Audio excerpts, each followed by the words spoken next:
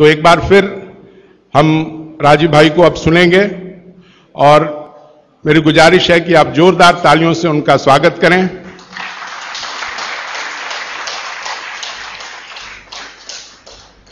ताली बजाएंगे तो आपके अंदर ऊर्जा का संचार होगा और हवा का स्पंदन आप महसूस करेंगे और वही हवा आपको मिट्टी की खुशबू बिखेरेगी। और अब अपने सूत्रों को बिखेरने आए हैं हमारे भाई राजीव दीक्षित जी।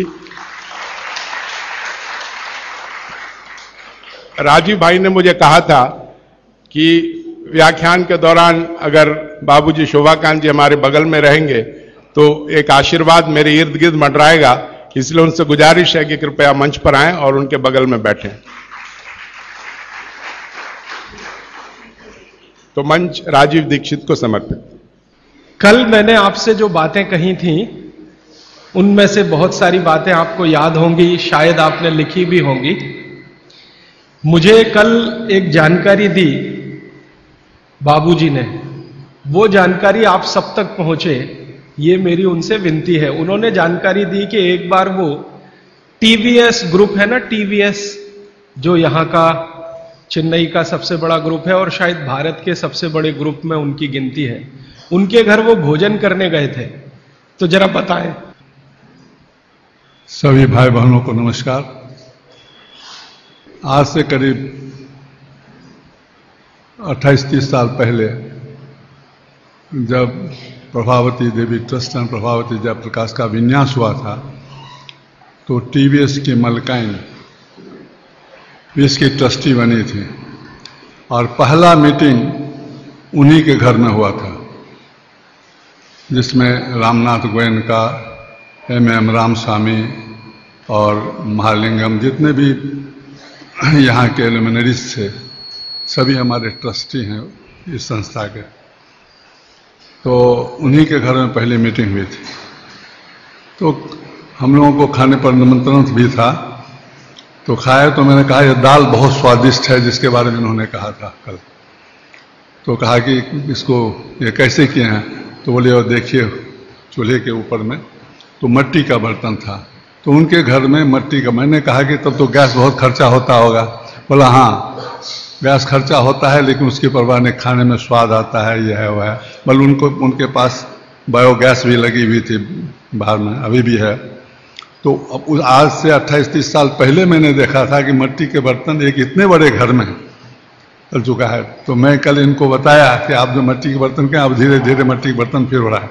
क्योंकि हम भी जब 10 साल के थे तो बिहार में हर घर में केवल मिट्टी के बर्तन, रोटी भी बेलना से नहीं बेला जाता था, हाथ से हिस्सा पका करके, और तवा जो होता था वो मिट्टी का होता था। तो मेरे ख्याल से गांव-गांव में पहले ही प्रचार था। और इन्होंने जो कहा तो ये तो सर्किल है, देखिएगा सब आएगा फिर इसी तरह। धन्यवाद। ये बात आपके ध्यान में इसलिए लाने की जरूरत है कि टीवीएस ग्रुप जो हजारों करोड़ के एम्पायर का मालिक है, उनके घर में अगर मिट्टी के बर्तन इस्तेमाल हो सकते हैं तो आपके घर में भी हो सकते हैं। माने हमको ये बहाना ना मिले कि मिलते नहीं है जी, समय बहुत लगता है जी, क्या उसको खटराक करने का। ये जो मन के अंदर की हमारी जो रुकावटें हैं ये कभी नहीं आए, इस दृष्टि से इस उदाहरण का बहुत महत्व है। और ये उदाहरण मैं हिंदुस्तान के ऐसे हजारों लोगों के बारे में बता सकता हूं जिनको आप रोज अखबारों में देखते हैं, न्यूज़पेपर में देखते हैं, टीवी पे देखते हैं। ज्यादातर के घरों में मिट्टी के बर्तन रसोई में इस्तेमाल होते हैं।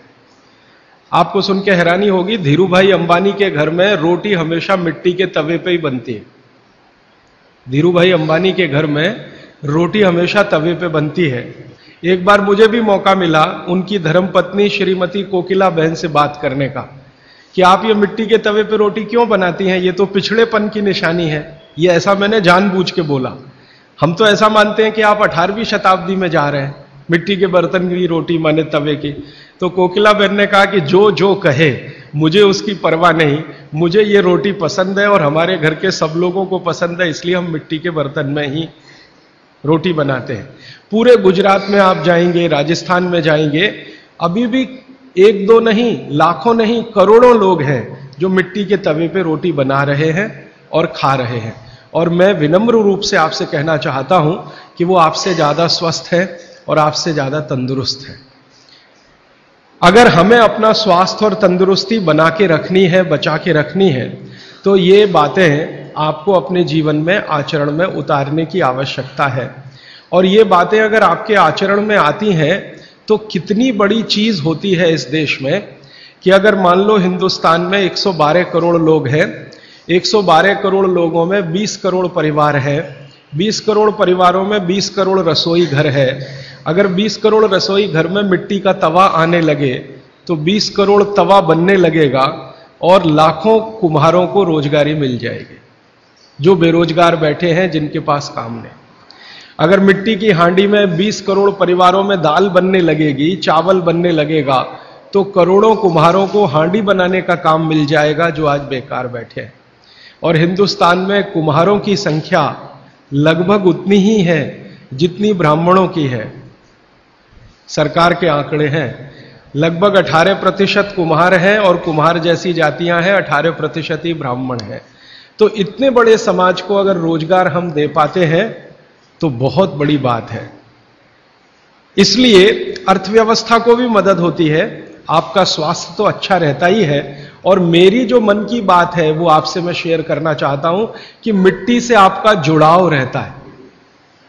मिट्टी से जुड़े रहना ये सबसे बड़ी बात मानी जाती है। हम पता नहीं कहां कहां से चेन्नई में आए हैं, कोई बिहार से आया, कोई राजस्थान से, कोई गुजरात से, लेकिन अक्सर मन में आता है कि अपनी मिट्टी से जुड़े रहें।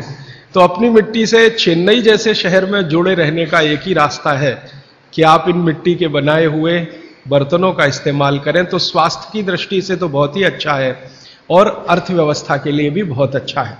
मैंने कल जो बातें कही थी उनको 1 मिनट में फिर से रिपीट करता हूं।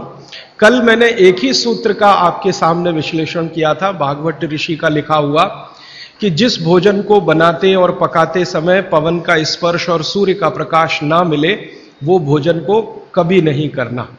इस विश्लेषण में से शुरू हुआ कि पवन का स्पर्श और सूर्य का प्रकाश कहां कहां नहीं मिलता। तो सबसे पहली चीज निकल के आई प्रेशर कुकर।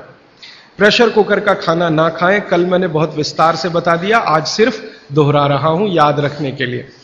और उसके विकल्प के रूप में मैंने आपसे कहा मिट्टी के बर्तनों में खाना बनाएं। मिट्टी के बर्तन में खाना बनाने के पीछे जो सबसे बड़ा वैज्ञानिक कारण है कि ये जो मिट्टी है इसमें 18 तरह के माइक्रो न्यूट्रिएंट्स हैं। ये बात हमेशा आप याद रखिएगा। कैल्शियम मिट्टी में है, आयरन मिट्टी में है, सिलिकॉन मिट्टी में है, सल्फर मिट्टी में है। आपके शरीर को हर दिन 18 तरह के सूक्ष्म पोषक तत्वों की जरूरत होती है। 18 तरह के सूक्ष्म पोषक तत्वों की जरूरत होती है, जिनको आप अलग अलग भाषा में बोल देते हैं कि हमको प्रोटीन्स चाहिए, हमको विटामिन्स चाहिए, हमको कार्बोहाइड्रेट्स चाहिए, हमको फैट्स चाहिए। ये डॉक्टर कहता है ना आज की भाषा में कि आपको प्रोटीन की कमी हो गई है, प्रोटीन चाहिए, आपको कार्बोहाइड्रेट्स ज्यादा चाहिए, आपको फैट्स ज्यादा चाहिए। तो ये जो कुछ भी चाहिए इनको रसायन शास्त्र की भाषा में मैंने आपको समझाया कल, और आज कह रहा हूं कि ये 18 तरह के सूक्ष्म पोषक तत्व हैं जिनको मिल जाने से आपके भोजन को संपूर्णता मिलती है, माने भोजन पूर्ण होता है। और संयोग से या प्रकृति के कुछ ऐसे नियम से ये सारे तत्व मिट्टी में हैं, इसलिए मिट्टी के बर्तनों का उपयोग आपके लिए बहुत ही अच्छा है। दूसरा मैंने आपको कारण बताया था विज्ञान का।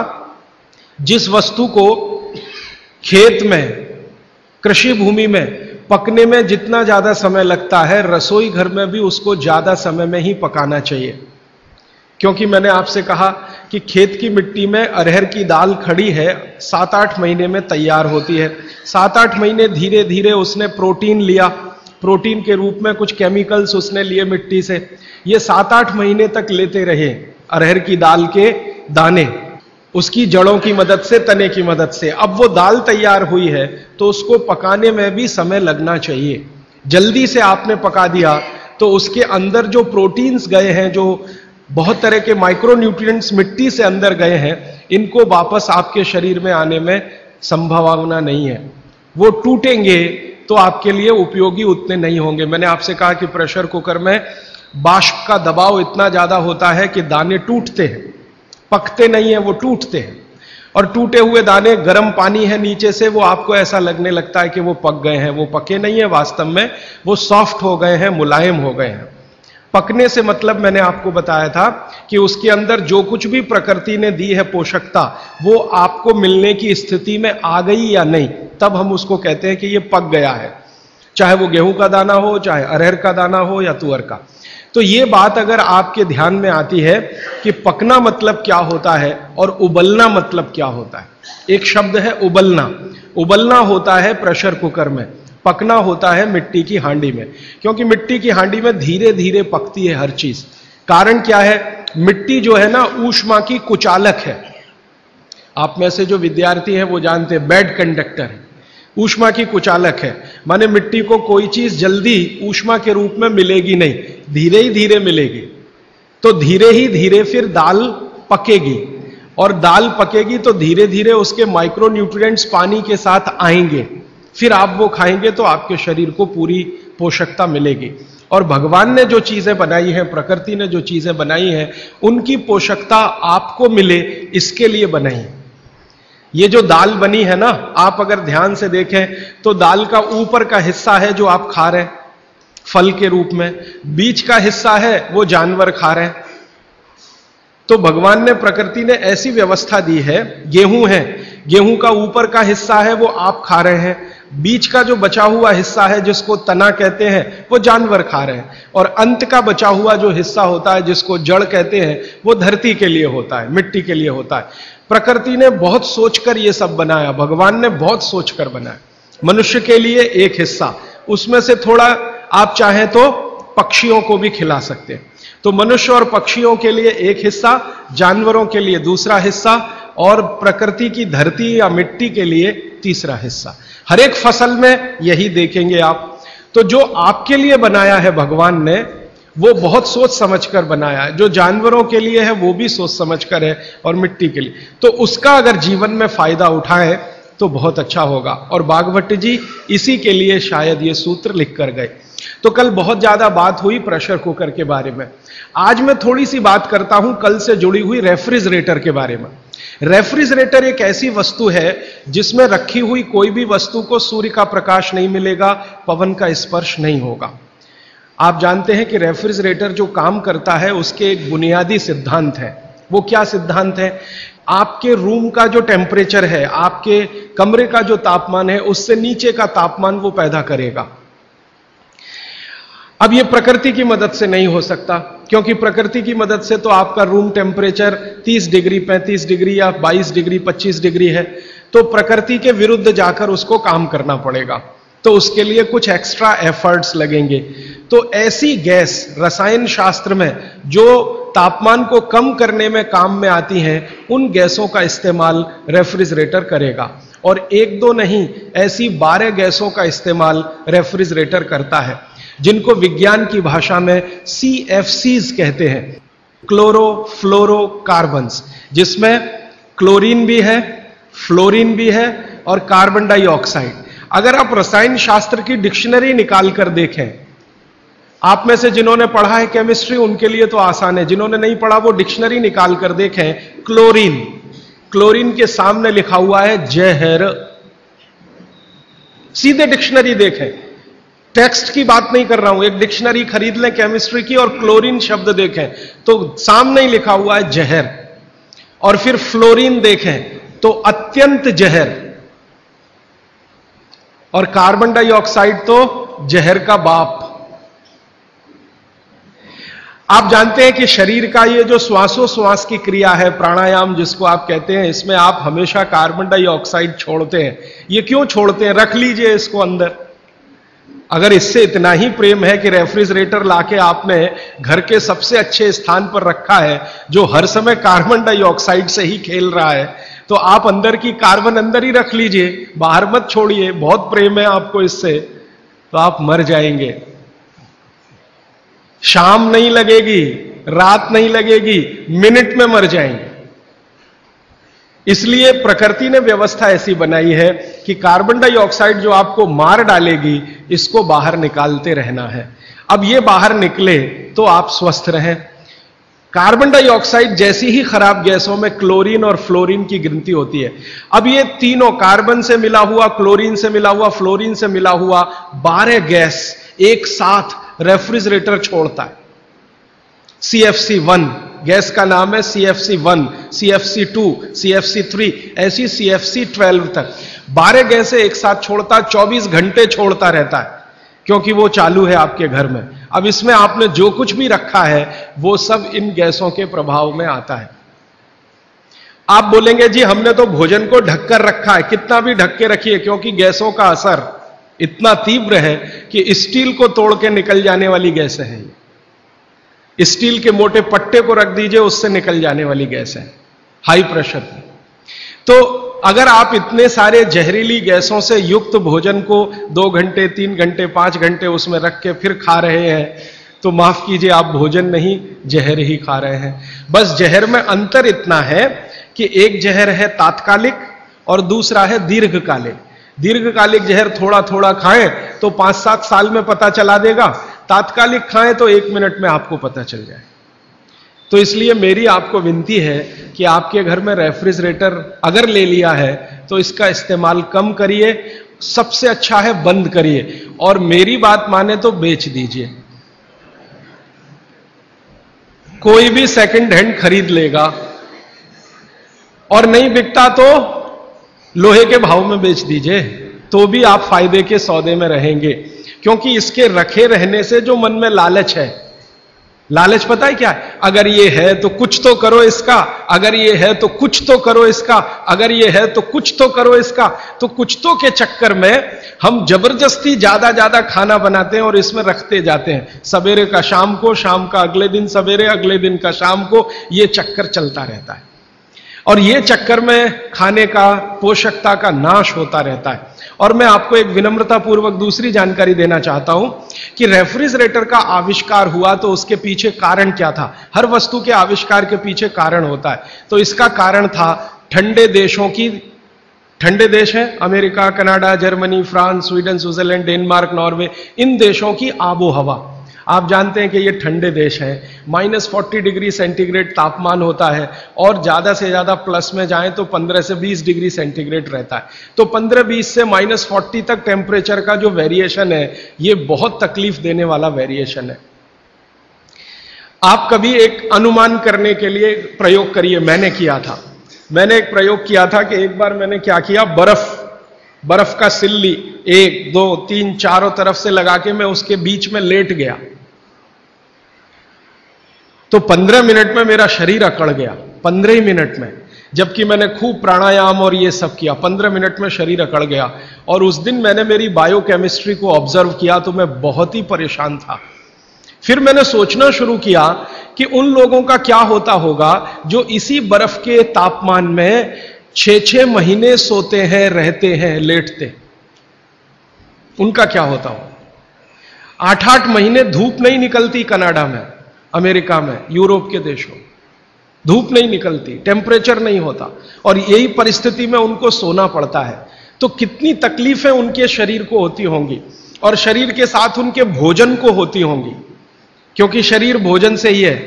तो भोजन को ये सारी तकलीफें थोड़ी कम हो, उसके लिए वहां के वैज्ञानिकों ने रात दिन मेहनत करके ये मशीन बनाई।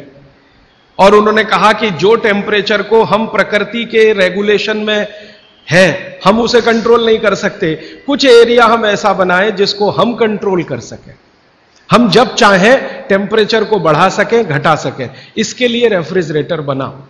तो ये उनकी मजबूरी में से निकली हुई मशीन है। कोई उन्होंने बहुत आगे प्रोग्रेस करके ये बनाया, ऐसा नहीं है, उनकी मजबूरी है, उस मजबूरी में से ये निकला। और उनकी सबसे बड़ी मजबूरी ये है कि एलोपैथी में कई दवाएं ऐसी हैं जो ज्यादा तापमान पे खत्म हो जाती हैं और कम तापमान पे भी खत्म हो जाती है। बहुत सारी दवाएं एलोपैथी में ऐसी हैं जो हाई टेम्परेचर पे भी खत्म हो जाती हैं, माने उन दवाओं का असर नहीं रहता, लो टेम्परेचर पे भी खत्म हो जाती हैं। तो उन दवाओं को रखने के लिए एक टेम्परेचर हमारे कंट्रोल में रहे, इसके लिए फ्रिज बना। वो पानी रखने के लिए नहीं बना है, दाल रखने के लिए नहीं बना, सब्जी रखने के लिए, दवाएं रखने के लिए बना। और आपको एक और जानकारी दूं कि यूरोप में ये जब आविष्कार किया सबसे पहले, तो मिलिट्री के लिए इसका उपयोग हुआ था और मिलिट्री के लिए ही ये बना था, क्योंकि आर्मी के जो सैनिक हैं वो चुस्त दुरुस्त और तंदुरुस्त रहने चाहिए। जब जरूरत हो दवाएं उनको समय पर उसी टेम्परेचर की मिलनी चाहिए, इसके लिए ये फ्रिज आया। ये हमारे लिए नहीं बना, हिंदुस्तान के लिए तो इसकी कोई आवश्यकता नहीं। और यूरोप में एक दूसरी समस्या है, आप जानते हैं कि जहां 6 से 8 महीने बर्फ पड़ेगी वहां हर चीज जरूरत की समय पर नहीं मिलेगी। मान लीजिए ये जो समय है ना, दिसंबर, जनवरी, फरवरी, मार्च, ये सब वहां बर्फ का समय है। अब इस बर्फ के समय में वो चाहे कि आलू चाहिए, नहीं मिलेगा, टमाटर चाहिए, नहीं मिलेगा, भिंडी चाहिए, नहीं मिलेगी, गाजर चाहिए, कुछ नहीं मिलेगा उनको। बर्फ मिलेगी, खा लो तो खा लो, नहीं तो उसको गर्म करके पानी बना लो, और कुछ नहीं मिलेगा। तो जो कुछ नहीं मिलेगा उस समय कुछ चीजों को स्टोर करके रखने के लिए रेफ्रिजरेटर है। जब मिल रहा है तो इकट्ठा खरीदो और स्टोर करके इसको रखना शुरू कर दो।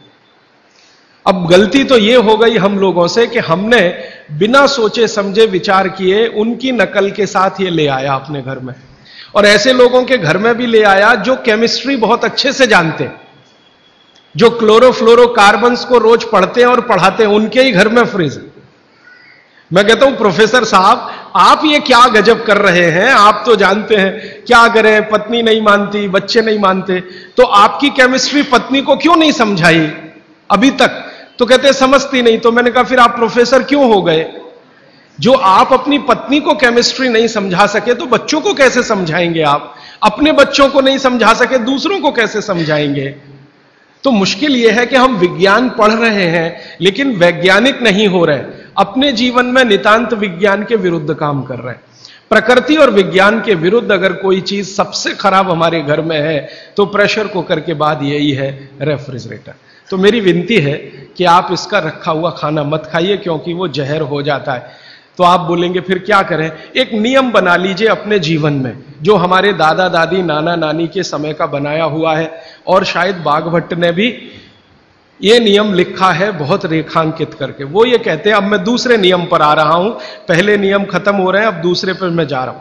बाघभट्ट जी कहते हैं कि कोई भी खाना जो बना, कोई भी खाना, दाल बनी, चावल बना, रोटी बनी, बनने के 48 मिनट के अंतर इसका उपभोग हो जाना चाहिए। यह दूसरा नियम, दूसरा सूत्र है। कोई भी खाना बना, बनने के 48 मिनट के अंदर उसका उपभोग माने कंजम्पशन हो जाना चाहिए। रोटी बनी, बन गई, अब 48 मिनट के अंदर खा लीजिए। चावल बन गया, 48 मिनट में खा लीजिए। दाल बन गई, 48 मिनट में खा लीजिए। खीर बन गई, 48 मिनट में खा लीजिए। सिवई बन गई 48। ये 48 मिनट का चक्कर क्या है? 48 मिनट, 40 मिनट भी नहीं, 50 मिनट भी नहीं, 48 मिनट। तो बाघभट्ट जी का जीवनी जब पढ़ा तब मुझे पता चला कि वो बहुत बड़े मैथमेटिशियन भी थे। आयुर्वेद के तो चिकित्सक थे ही, मैथमेटिक्स के बड़े पंडित थे। तो उन्होंने जितने कैलकुलेशन किए हैं वो सब इसी तरह के हैं, 42 मिनट। अब ये जो मिनट है ये मैंने जोड़ा है, बाघभट्ट जी ने लिखा है 48 पल। हमारे यहां जो होता है ना, पल होता है, क्षण होता है, प्रतिपल होता है। हमारे यहां जो समय की नापने की डिग्रियां हैं वो पल है, क्षण है, प्रतिपल है, वगैरह वगैरह। ये जो मिनट का चक्कर है ये तो यूरोप और अमेरिका से आया हुआ है। ये मिनट आपको समझता है, पल समझता नहीं, इसलिए मैंने इसमें जोड़ दिया है। हालांकि 1 मिनट 1 पल के बराबर नहीं है। 1 पल 1 मिनट से थोड़ा कम है। अगर बाघभट्ट जी के कैलकुलेशन में करूं तो 1 मिनट का 52वां हिस्सा 1 पल है। और बाघभट्ट जी कहते हैं कि लगभग भोजन बनने के 50 पल के अंदर आप उसको कंज्यूम कर लीजिए। तो मिनट मैंने कैलकुलेट किए तो वो 48-47 के आसपास आता है। ये कैलकुलेशन है। तो जो बना हुआ भोजन है वो आप 48 मिनट में कर लीजिए, तो आपके लिए सबसे ज्यादा पोषकता देने वाला है। जो इसके बाद आप भोजन करें तो धीरे धीरे उसकी पोषकता कम होने लगती है। अगर आपने 6 घंटे के बाद किया बनने के बाद तो पोषकता कम हो जाएगी, 10 घंटे के बाद और कम हो जाएगी, 12 घंटे के बाद बिल्कुल ना के बराबर, और 24 घंटे के बाद तो खत्म, बासी हो गया। बासी शब्द है ना, ये भागवत जी का है। 3500 साल पहले ये शब्द था, बासी हो गया जी। और वो कहते हैं ये बासी भोजन तो जानवरों के खिलाने के लिए भी नहीं है, आप कैसे खा रहे हैं। भागवत जी ने एक बहुत अच्छे मजे की बात लिखी है। उन्होंने कहा भारत देश में 365 दिन का जो चक्र है एक वर्ष का, इसमें एक ही दिन ऐसा है जिस दिन आप ये खा सकते हैं, 364 दिन नहीं खा सकते। एक ही दिन खा सकते हैं। और वो एक दिन का उन्होंने बहुत पक्का कैलकुलेशन किया है कि उस दिन शरीर के वात पित्त और कफ की अवस्था क्या होती है, उसके अनुसार बासी भोजन चलता है। तो मैंने वो जब ध्यान दिया तो पता चला कि वो दिन हमारे देश में एक त्योहार आता है, उसको मेरी मां कहती है बासोड़ा, आप पता नहीं क्या कहते हैं। एक ही त्योहार है अपने देश में जिस दिन हम बासी खाना ही खाते हैं। और ये जो त्योहार है, इस जो दिन पड़ता है, ये कार्तिक अगहन पूस माह के हिसाब से इसका जो दिन पड़ता है, भागवत जी का दिन भी वही पड़ता है। तब मेरे समझ में आया कि इस देश के त्योहारों के पीछे वैज्ञानिकता है। त्योहार ऐसे ही नहीं तय हो गए, इस दिन होली होगी, इस दिन दिवाली होगी, इस दिन ये होगा, इस दिन, इनके पीछे कुछ कैलकुलेशन है। भागवत जी का कैलकुलेशन है कि शरीर में 3 दोष हैं, वो आप सब जानते हैं, वात पित्त और कफ। इन पे आगे मैं विस्तार से बात करूंगा, यहां रेफरेंस के लिए कह रहा हूं। तो वात पित्त कफ 3 दोष हैं, ये समान स्थिति में रहे तो आदमी हमेशा निरोगी रहता है। इनकी स्थिति ऊपर नीचे हो, वात बढ़ गया, पित्त और कफ कम हो गया, पित्त बढ़ गया, वात और कफ कम हो गया, ऊपर नीचे हो, तभी रोगी होते हैं आप, तभी रोग पैदा होते हैं। तो एक दिन ऐसा आता है 365 में से एक दिन ऐसा आता है जिस दिन ये वात पित्त कफ की स्थिति बिल्कुल ऐसी होती है जो विचित्र लगती है, माने होनी नहीं चाहिए ऐसी स्थिति हो जाती है। तो भागवत जी कहते हैं कि उस स्थिति को काबू में लाने के लिए बासी खाना ही चाहिए जिसकी पोषकता पूरी चली गई हो। क्योंकि जिस दिन ऐसी स्थिति आती है उस दिन शरीर को प्रोटीन नहीं चाहिए, प्रोटीन बिल्कुल नहीं चाहिए। तो प्रोटीन सब खत्म होगा तब जब खाना बहुत पुराना हो जाए। तब मेरे समझ में आया कैसी वैज्ञानिकता है। तो आप साल में एक ही दिन बासी भोजन कर सकते हैं। अब आप देखो कि एक दिन के लिए फ्रिज लगेगा साल में, तो 364 दिन की बिजली क्यों खर्च करना उसके लिए, और 364 दिन का इतना स्थान क्यों घेर के रखना। चेन्नई में बहुत महंगा है स्थान, 1 स्क्वायर फुट का क्या भाव है, 3000। तो फ्रिज अगर रखा है मान लो 5-7 स्क्वायर फीट में, तो 3000 में 5 का गुणा कर लो, 15,000 रुपए रोज का खर्चा एक तो दे दिया फ्रिज खरीदने में, और ये जिंदगी भर इतना स्थान घेर कर खड़ा है जो इस्तेमाल नहीं हो रहा है, तो कितना घाटे का सौदा है। तो इस घाटे के सौदे को अपने जीवन में मत लाइए। मेरी विनती है कि जिन्होंने फ्रिज नहीं खरीदा है वो ना खरीदें, जिन्होंने खरीद लिया है वो धीरे धीरे उसका उपयोग कम करें। एक दिन थोड़ा ऐसा आए कि उपयोग उसका बंद ही हो जाए तो आपके जीवन के लिए बहुत अच्छा है। और आप जानते हैं कि आजकल पर्यावरण के प्रदूषण की बहुत चर्चा हो रही है। दुनिया भर के वैज्ञानिक परेशान हैं कि क्लाइमेट चेंज हो रहा है, सर्दी कम हो रही है, गर्मी बढ़ रही है। सर्दी कम होने में और गर्मी बढ़ाने में जिन गैसों का सबसे बड़ा योगदान है वो यही गैसें हैं, CFC1, CFC2, CFC3, CFC12 तक। तो सारे दुनिया के देश परेशान हैं कि क्या करें क्या करें। अभी इंडोनेशिया के बाली द्वीप में 7 दिन का सम्मेलन हुआ। अमेरिका, जर्मनी, भारत जैसे 156 देशों के राष्ट्रपति, प्रधानमंत्री 7 दिन झक मार रहे थे यही बात के लिए कि भाई CFC का प्रोडक्शन कम कैसे किया जाए। तो इसमें थोड़ा आप भी सहकार कर दीजिए। ये प्रोडक्शन कम होने के लिए फ्रिज की जरूरत बंद करने की है, तो ये प्रोडक्शन कम होगा। तो इसलिए मैंने कल आपसे कहा था कि फ्रिज का भी खाना ना खाएं, समय का ध्यान रखें। ये बात हमेशा याद रखें कि बना हुआ खाना 48 मिनट के अंदर खा लेना चाहिए। अब ये 48 मिनट का जो कैलकुलेशन है, कल मैं इस पे आपसे और ज्यादा विस्तार से बात करूंगा क्योंकि एक सूत्र कल आएगा। आज बस इतनी सी बात। और एक तीसरी बात जो मैंने कल आपसे शुरू की थी, माइक्रोवेव ओवन। माइक्रोवेव ओवन भी कुछ इसी तरह का किस्सा है। इसमें भी टेम्परेचर को आप कंट्रोल करते हैं। और माइक्रोवेव ओवन में कोई भी चीज आप जब रखते हैं ना गर्म करने के लिए, तो वो चीज का एक हिस्सा गर्म होता है, पूरा नहीं होता। गर्म होने के लिए हमारी जो कल्पना है वो चारों तरफ से एक साथ एक जैसा टेम्परेचर आए, वो पानी ही कर सकता और कोई चीज नहीं है दुनिया। पानी गर्म करके उसमें कोई चीज डालें तो सही गर्म होती है, और माइक्रोवेव ओवन में पानी का कोई काम नहीं। और ये माइक्रोवेव ओवन भी यूरोप और अमेरिका के लिए है, क्योंकि वहां बहुत ठंडी है, आपके लिए नहीं है, क्योंकि यहां तो बहुत गर्मी है। तो अब हमारे घर में क्या हुआ है वो मैं विनम्रता पूर्वक आपसे कहता हूं, आपने कुछ चीजों को स्टेटस सिंबल बना रखा है, वो बदल दीजिए। ये स्टेटस सिंबल नहीं है, ये मजबूरी की चीजें हैं। कहते हैं ना मजबूरी में हमने ये किया, मजबूरी में हमने ये किया।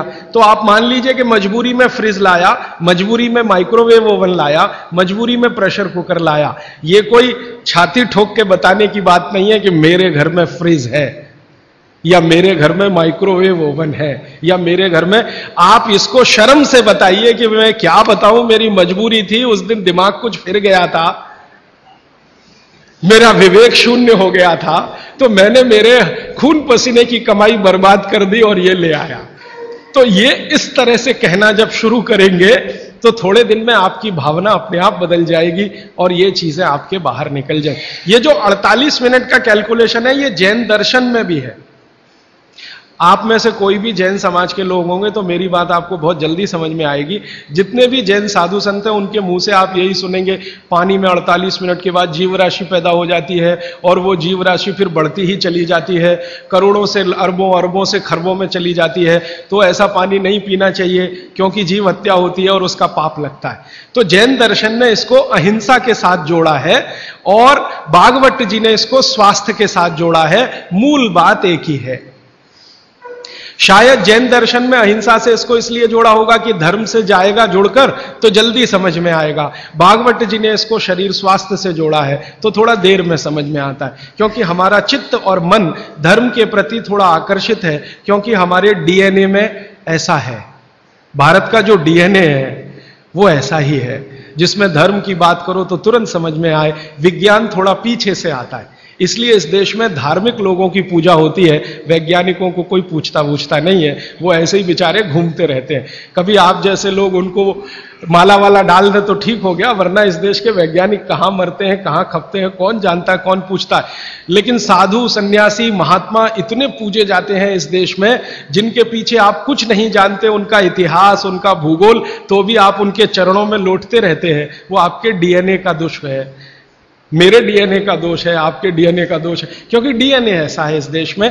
कभी मौका मिला तो इस पे बात करूंगा कि गर्म देशों का डीएनए और ठंडे देशों का डीएनए बिल्कुल अलग होता है। ये जो यूरोप और अमेरिका में रहने वाले लोग हैं ना, इनका जो डीएनए है और हमारा जो हम भारत, पाकिस्तान, बांग्लादेश में रहने, इनका बिल्कुल डिफरेंट है। जो दुनिया के गर्म देश हैं, सारे धर्म यहीं से निकले। आपको मालूम है ईसाइयत यहीं से निकली, पूर्व से ही निकली, इस्लाम भी पूर्व से निकला, हमारा हिंदू धर्म जिसको सनातन मानते हैं ये भी पूर्व से निकला।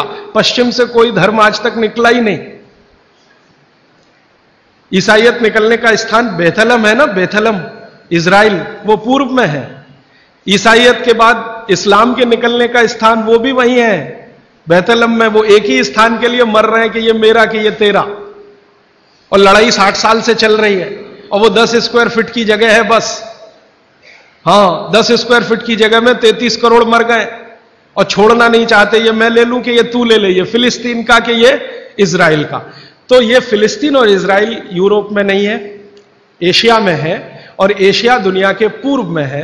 तो सारे धर्म पूर्व से ही निकले हैं, क्योंकि पूर्व का डीएनए कुछ इस तरह का है। पश्चिम से धर्म निकला नहीं कोई, क्योंकि डीएनए दूसरे तरह का है। तो ये डीएनए का दोष है, हम धर्म को मानते हैं। इसलिए शायद जैन शास्त्रों में, जैन आचार्यों ने, जैन संतों ने इसको धर्म से जोड़ दिया। तो ये धर्म से जुड़ा हुआ विज्ञान की बात है। इसको विज्ञान से पहले समझकर धर्म में आप पालन करेंगे तो आपका विश्वास इस पर पक्का होगा। इसलिए ये 48 मिनट याद रखिए। सब माताएं, बहनें और भाई याद रखें, भोजन पका तो 48 मिनट में हो ही जाना, खा ही लेना। इसलिए शायद पुरानी परंपरा हमारे देश में है, गरम खाना खाओ, माने वो 48 मिनट के पहले हो जाए। गरम गरम रोटी बना के खिलाओ या गरम गरम रोटी खाओ। आपको शायद मालूम नहीं है, आप में से जो यूरोप और अमेरिका ज्यादा घूमते हैं वो इसका अंदाजा लगाएंगे कि गरम रोटी का महत्व क्या है।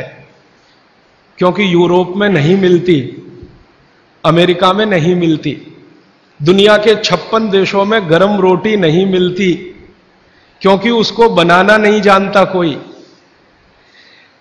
दुनिया की आबादी 600 करोड़ है। 600 करोड़ आबादी में 300 करोड़ महिलाएं, 300 करोड़ पुरुष अगर मान लें तो 300 करोड़ महिलाओं में लगभग 250 करोड़ महिलाएं नहीं जानती कि गरम रोटी कैसे बनती है।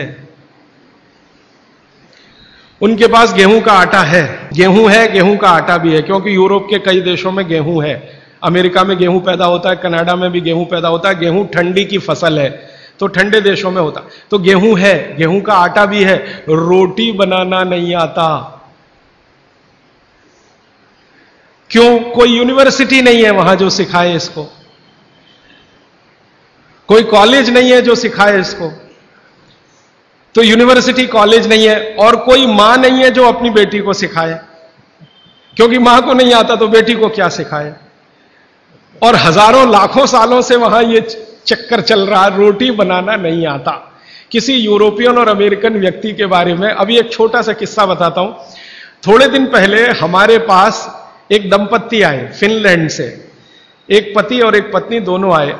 उन्होंने कहा मुझे भारत का गांव देखना है, तो हमने एक गांव में भेज दिया। संयोग से जिस गांव में गए वहां शादी थी, तो हमने कहा उसमें भी आप शामिल हो जाइए, तो भारत क्या है आपको ज्यादा अच्छे से समझ में आएगा। तो वो शादी में जब शामिल हुए तो रोटियां बना रहे थे, कोई पूड़ी बना रहा है। तो गांव में तो आप जानते हैं ना, नौकर नहीं बनाते, सब गांव इकट्ठा होकर बनाता है। जिसके घर में शादी है उसके घर में दूसरे घर के लोग आ जाते हैं, दूसरे घर का चूल्हा बंद हो जाता है, सब एक ही घर में खाते हैं। तो सब महिलाएं बना रही थी, तो उस फिनिश दंपत्ति ने पूछा ये सब कितना पैसा लेंगी। तो उनको कहा ये पैसा वैसा नहीं लेने वाले। तो ये कैसे हो सकता है? तो हमने कहा ये है क्योंकि भारत कोऑपरेशन पे चलता है, कंपटीशन से नहीं चलता ये देश। हमारे समाज में कोऑपरेशन है, कंपटीशन नहीं है। तो फिर वो फिनिश दंपत्ति में जो महिला थी वो सबसे ज्यादा इस बात को परेशान थी लेकर कि ये रोटी एकदम गोल बन रही है, 100% गोल। उसकी जिंदगी में ये कल्पना नहीं है कि 100% गोल चीज कोई हाथ से बन सकती है। वो कहती है उसने कभी सोचा था भारत के बारे में कि मशीन से बनाते होंगे रोटी, और वो कह रहे हैं ये हाथ से बनाते हैं 100% गोल। तो उसका जितना कैमरे में रील थी उसने सब उसी पे खर्च कर दी, गोल रोटी बना के देखने में उसको।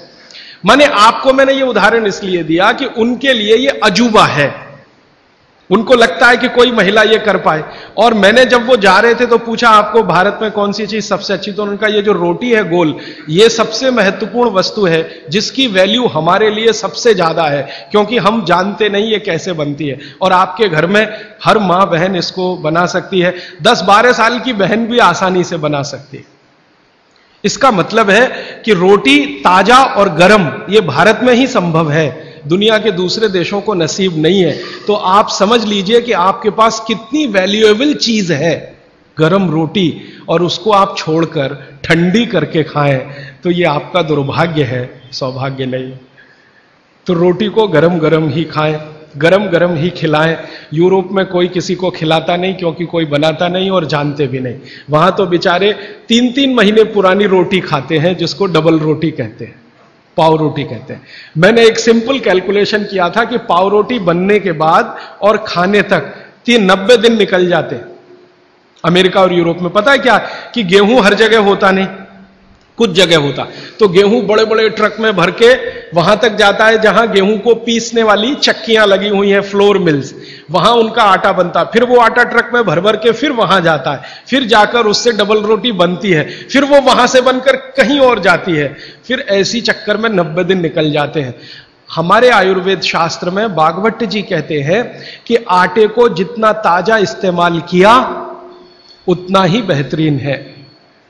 आटे के बारे में वो कहते हैं जितना ताजा इस्तेमाल किया उतना ही बेहतरीन है। रोटी के बारे में कहते हैं 48 मिनट के अंदर खा लेना चाहिए। और पिसा हुआ आटा वो ये कहते हैं कि 15 दिन से ज्यादा पुराना कभी भी मत खाना, 15 दिन मैक्सिमम, वो भी गेहूं के लिए। ये चना और मक्की और ज्वारी, इसके लिए तो 7 ही दिन कहा उन्होंने, 7 दिन से ज्यादा पुराना नहीं खा सकते, क्योंकि वही किस्सा है, उसकी माइक्रो न्यूट्रिएंट कैपेसिटी लगातार कम होती चली जाती है। तो अब आप बोलेंगे जी ताजा आटा कहां से लाएं? चक्की है, जिंदाबाद। हिंदुस्तान में हजारों लाखों वर्षों से आटा ताजा बनाकर रोटी बनाने की परंपरा है कि नहीं? जो माताएं यहां बुजुर्ग हैं, इन्होंने अपना गांव देखा होगा, अपने गांव के घर की चक्की देखी होगी। ये चक्की पे मैंने थोड़ा रिसर्च किया कि ये क्या अद्भुत चीज बनाई है हमारे ऋषि मुनियों ने। ये दुनिया की ऐसी अद्भुत मशीन है जो आपको ताजा आटा तो देती ही है आपके शरीर की स्वास्थ्य के लिए, और आपके अंदर की मांसपेशियों को हमेशा फ्लेक्सिबल रखती है। और हमारे घरों में ये जो चक्की चलाने का काम माताएं करती रही हैं, मैंने इन माताओं पर एक छोटा सा रिसर्च अभी पिछले साल पूरा किया। मेरे एक दोस्त हैं, आयुर्वेद के चिकित्सक हैं, उनके साथ मिलकर, वो गांव में रहते हैं। तो मैंने कहा आप गांव की कुछ महिलाओं पर अध्ययन करिए कि जो चक्की चलाती हैं, इनके बारे में जरा पता करिए, और जो चक्की नहीं चलाती, पिसा हुआ आटा लाती हैं। तो उन्होंने कहा जो चक्की चलाने वाली माताएं हैं, उनके गांव में 90 माताएं हैं, किसी को भी सिजेरियन डिलीवरी नहीं हुई है। चक्की चलाने वाली माताओं के पैरों में दर्द नहीं है, चक्की चलाने वाली माताओं को कभी भी कंधा नहीं दुख रहा है, गर्दन नहीं दुख रही है, नींद अच्छी आ रही है, डायबिटीज नहीं है, हाइपरटेंशन नहीं है, ब्लड प्रेशर नहीं बढ़ा है, 48-50 बीमारियां नहीं है। और जो माताएं पिसा हुआ आटा ला रही हैं, कैप्टन कुक, आईटीसी का, उनके घरों में डायबिटीज भी है, अर्थराइटिस भी है, हाइपरटेंशन भी है, ये भी है वो।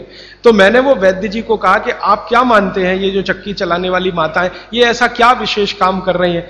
तो उन्होंने मुझे समझाया, वो मेरे भी समझ में आया, आपको भी समझ। हम जब चक्की चलाते हैं तो एक दिन चला के देखिए तो आपको समझ में आए। सबसे ज्यादा दबाव पेट पे पड़ता है, हाथ पे इतना नहीं है, पेट पे दबाव है। और मां के पेट में एक एक्स्ट्रा ऑर्गन है जो पिता के पेट में नहीं है, जिसको गर्भाशय कहते हैं। ये गर्भाशय आपके पेट के बिल्कुल बीचों बीच हिस्से में, चक्की चलाते समय सबसे ज्यादा जोर वहीं है। और गर्भाशय के बारे में आयुर्वेद के सारे रिसर्च और आधुनिक विज्ञान के सारे रिसर्च ये कहते हैं कि ये गर्भाशय के आसपास के एरिया में जितना हलन चलन हो, उतनी इसकी फ्लेक्सिबिलिटी है। फ्लेक्सिबिलिटी माने मुलायमियत, अंग्रेजी शायद आप समझ जाएंगे। फ्लेक्सिबिलिटी, मुलायमियत, इलास्टिसिटी एक शब्द होता है अंग्रेजी में, इलास्टिसिटी। इलास्टिसिटी का मतलब जब चीज की जरूरत पड़े तो उसको तान देना, जब जरूरत पड़े तो उसको संकुचित कर दे। ये हमारे गर्भाशय का सबसे बड़ा गुण है। इसी गुण के कारण बच्चे का जन्म होता है। और ये गुण को बनाए रखने में सबसे बड़ी भूमिका है हलन चलन। वहां आसपास मांसपेशियां, उनका हलन चलन रहे। तो ये हलन चलन सबसे अच्छे तरीके से, मैंने खुद चला के देखा चक्की, ये सबसे ज्यादा पेट के हिस्से में ही होता है। तब मेरे समझ में आया कि जो माताएं नियमित रूप से चक्की चला रही हैं, उनको सिजेरियन डिलीवरी नहीं हो रही है, क्योंकि गर्भाशय की इलास्टिसिटी मेंटेन है, तो आसानी से बच्चा बाहर आ रहा है बिना किसी ऑपरेशन के। तब मुझे ध्यान आया कि हमारी जो पुरानी माताएं हैं, उनके 8-8, 10-10 बच्चे होते थे, कभी सुना नहीं कि सिजेरियन। वो दाई आती थी गांव की, जो एमबीबीएस नहीं है, एमडी नहीं है, एमएस नहीं है, और बच्चे करा के चली जाती थी, ऐसे ही जैसे दाल पका के कोई चला गया या चावल पका के कोई चला गया। हां, ऐसे होता है। तो हमने इस बात को जब ध्यान दिया, तब मेरे मन में आया कि इसको थोड़ा और बड़ा रिसर्च करना चाहिए। तो इसी चेन्नई में मेरे एक मित्र हैं, उनकी पत्नी और वो मिलके 15-16 साल से इसी विषय पे काम कर रहे हैं कि बच्चे को बिना किसी डॉक्टर की मदद के या सीजर ऑपरेशन के बाहर कैसे लाया जाए। तो उनका 15-16 साल का रिसर्च ये कहता है कि ये सिर्फ चक्की की मदद से ही हो सकता है। और आयुर्वेद तो यहां तक कहता है कि मां का गर्भ 7वें महीने तक चक्की चलाने की अनुमति देता है। मां को 7वें महीने तक चक्की चलवाई जा सकती है, 8वें महीने में नहीं, फिर उसको बंद कर देना अच्छा है। और उतने 7 महीने की चक्की आपके लिए पर्याप्त है कि वो बच्चा बिना सीजर के हो। और जो बच्चे बिना सीजर के हैं, उनके जीवन को आप देख लें, और जो सिजेरियन है उनके जीवन को देख लें, जमीन आसमान का अंतर है। सीजर बच्चे ज्यादा बीमार हैं, समय समय पे बीमारियां हैं। जो बिना सीजर हैं वो सब स्वस्थ हैं, दुरुस्त हैं, तंदुरुस्त हैं। ब्रेन का डेवलपमेंट भी उनका अच्छा है। लॉजिक को डेवलप करने की कैपेसिटी, कल्पनाशीलता उनमें दूसरे बच्चों से ज्यादा है। तो भागवत जी का सूत्र है कि खाना बना तो 48 मिनट में खाएं, और खाना बनाने वाली जो वस्तुएं हैं जिनमें सबसे महत्वपूर्ण है आटा, गेहूं का आटा 15 दिन से ज्यादा पुराना ना खाएं। जवारी, बाजरी और मक्की का आटा 7 दिन से पुराना ना खाएं। और वो ये कहते हैं कि रोज का हो तो सबसे अच्छा, सुबह बनाएं और शाम को आटा इस्तेमाल हो जाए तो वो सबसे अच्छा, ज्यादा दिन पुराना ना हो। तो अब आप इसको अपने जीवन में कैसे उतारेंगे इस सूत्र को? अगर संभव हो तो एक एक चक्की ले लीजिए, संभव हो तो। इससे कई फायदे हैं। आपको सबसे बड़ा फायदा तो यह है कि आपके घर में मां है, कोई बहन है, उसको मां बनने के समय यह बहुत मदद करेगी चक्की। दूसरा, आपका वेट कम करने में बहुत मदद करेगी चक्की। अगर आपको एक्स्ट्रा वेट है और आप उसको लूज करना चाहते हैं तो 15 मिनट सुबह चक्की चलाया पर्याप्त है। 15 मिनट सुबह अगर आपने चलाया, 3 महीने बाद आप देखना 12 से 13 किलो वजन कम होगा आपका, सिर्फ 15 मिनट की चक्की। रामदेव जी चक्की चलवाते हैं कि नहीं? आप चलाते हैं कि नहीं? लेकिन वो चक्की चलाते हैं जिसमें कुछ होता ही नहीं है, ऐसे ऐसे चलवाते हैं कि नहीं? तो असलियत में ही चला लो, कुछ तो आटा तो मिलेगा।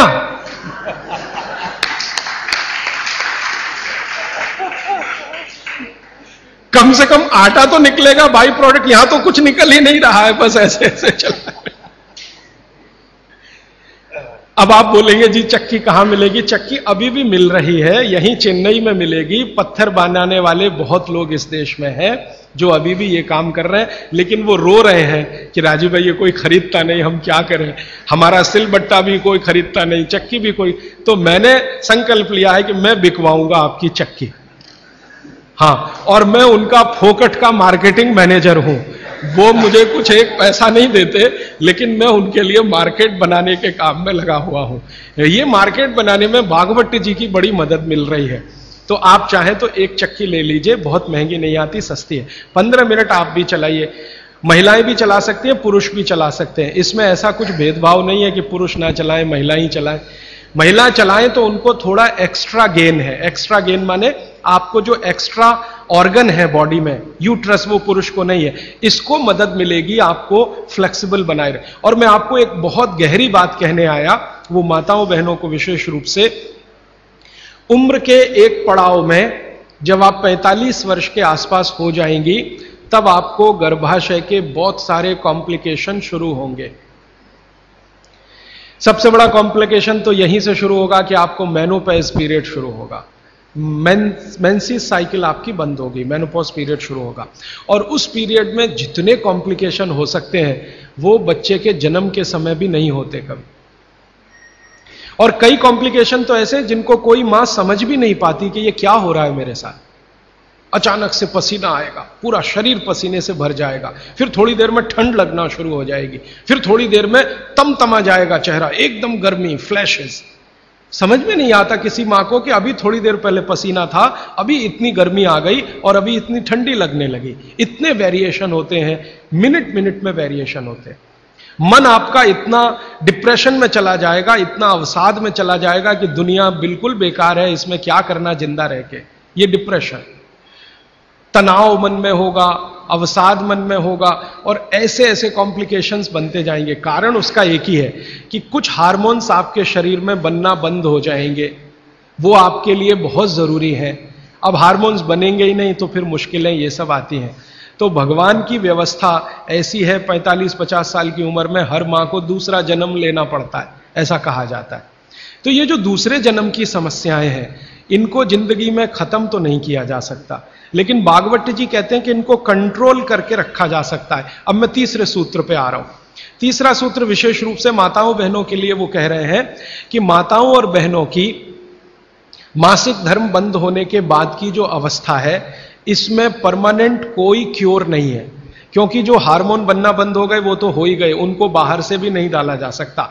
लेकिन भागवत जी ये कहते हैं कि उसको कंट्रोल करके रखा जा सकता है। तो वो कहते हैं कि कंट्रोल करके रखने में मां के रसोई घर के जो उपकरण हैं, उपकरण, इंस्ट्रूमेंट्स, इनकी मदद आप ले सकते हैं। तो रसोई घर का उपकरण सबसे अच्छा मैंने कहा चक्की, इसकी मदद ले सकते हैं। और दूसरा एक उपकरण और है रसोई घर में, सिलबट्टा, मसाला पीसने वाला जो सिलबट्टा है ना, यह दूसरा बड़ा उपकरण। अगर मैंने सिलबट्टा चला के देखा तो इस सिलबट्टे को चलाने में भी सबसे ज्यादा जोर पेट पे ही आता है, चक्की चलाने में भी सबसे ज्यादा जोर पेट पे आ रहा है। तो ऋषि मुनियों ने यह चक्की का आविष्कार जब किया होगा और सिलबट्टे का आविष्कार किया होगा तो किसी मां को ध्यान में रखकर ही किया होगा, यह पक्का है।